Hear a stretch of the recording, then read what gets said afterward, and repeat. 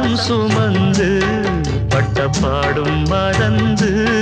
பிள்ளை செல்வம் பிறக்க அள்ளி கையில் எடுக்க